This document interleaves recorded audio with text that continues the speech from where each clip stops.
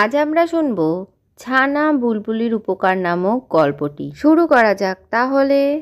সকাল সকাল উঠেই যজ্ঞ টিয়া টুনির বাড়ি পৌঁছে যায়।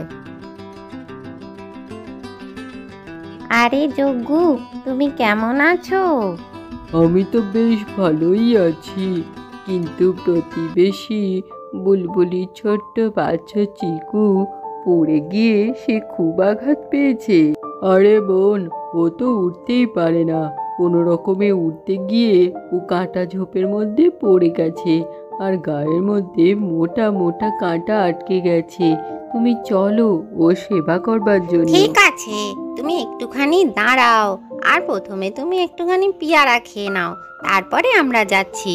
ঠিক আছে, তুমি তাড়াতাড়ি চলো, আর আমিও খেয়ে নিচ্ছি। হ্যাঁ চু। আরে আমার বৃষ্টিতে ভিজতে খুব ইচ্ছা হচ্ছিল, আর তাতেই আমার সর্দি লেগে গেছে। আরে এরও ওষুধ আছে আমার কাছে, এই নাও, এটা খেয়ে নাও। তারপর ওরা দুজনা মিলে বুলবুলি পাখির বাড়ির উদ্দেশ্যে চলে যায়। আরে দেখো না টুনি বোন, এই চিকু তো খালি কেঁদেই চলেছে। কি রে চিকু, তুই কোথায় পড়ে গেছিস? এই সারা শরীরে তো তোর প্রচুর আঘাত লেগেছে। আরে চিকু, তুই এটা নিয়ে একদম ঘাবড়াস না, তুই তো খুবই বাহাদুর। এই ছোট ছোট চোট তোকে কি করে কিছু করতে পারে? সব কাঁটাই তো প্রায় বেরিয়ে গেছে, শুধু একটা কাঁটাই আটকে রয়েছে। তুই একদম চিন্তা করিস না, এটা আমি বার করে দেব। এরপর টুনি তার ঠোঁট দিয়ে চিকুর কাঁটাটা বার করে দেয়। আরে চিকু, আবার তো রেডিও চালু হয়ে গেল। আরে কাঁটা তো বেরিয়ে গেছে, কাঁদছিস কেন? আমি ওষুধ দিয়ে দেবো, একদম ঠিক হয়ে যাবে। আরে বাহ রে বাহ চিকু, তুই তো খুব বাহাদুর। এই হাসিটাই তো খুব সুন্দর লাগছে, আর এই কান্না কান্না চেহারা একেবারেই ভালো লাগছিল না। কাকি, যখন আমি বড় হয়ে যাব, উঠতে উঠতে তোমার বাড়ি পৌঁছে যাব। আরে চিকু, আগে ভালো করে জঙ্গল এড়িয়ে ঝোপঝাড় এড়িয়ে মাকে দেখাবি তুই কেমন উঠতে পারিস, তারপর আমার কাছে আসিস। এরপর টুনি চিকুকে ওষুধ খাইয়ে দেয় এবং কিছু ওষুধ লাগিয়েও দেয়। এবার তুই বল তো, তুই সেদিন কি করে উড়েছিলি? কাকি, ওই দিনকে পিঙ্কু আমাকে বলেছিল তুই আমাকে একটুখানি উড়া শিখিয়ে দে। আমি বলেছিলাম যে আমি দু একটা কৌশল শিখিয়ে দিতেই পারবো। তারপরে আমি যেই প্রথম উড়ানটা দিয়েছি, সতে সতেই গিয়ে কাঁটায় আটকে গেছি।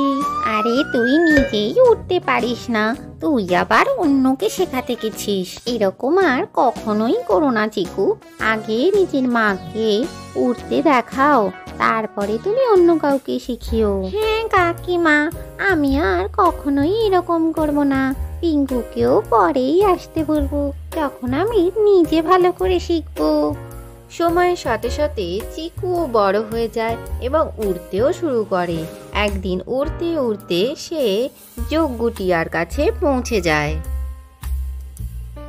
আরে কাকা কাকা, তোমার তো মনে হচ্ছে শরীর খারাপ। আরে চিকু, আমার তো বয়স হয়ে যাচ্ছে, ওই জন্যেই শরীরটাও খারাপ হয়ে যাচ্ছে। আরে কাকা, তোমার তো বাসায় কোনো খাবারই নেই।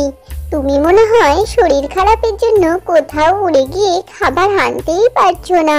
আমাকে তো খবর দিতে পারতে, আমি তোমার জন্য এনে দিতাম। ঠিক আছে, তুমি চিন্তা করো না, আমি টুনি কাকির কাছ থেকে তোমার ওষুধ এনে দিচ্ছি, আর কিছু খাবারও এনে দিয়ে যাচ্ছি।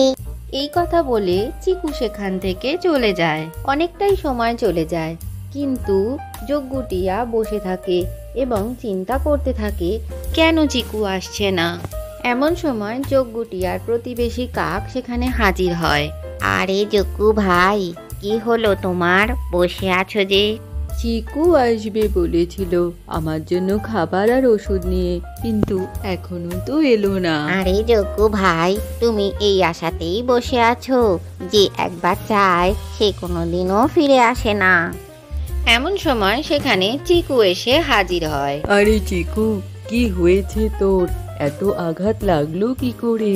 তোর জন্য তো আমার খুবই চিন্তা হচ্ছিল।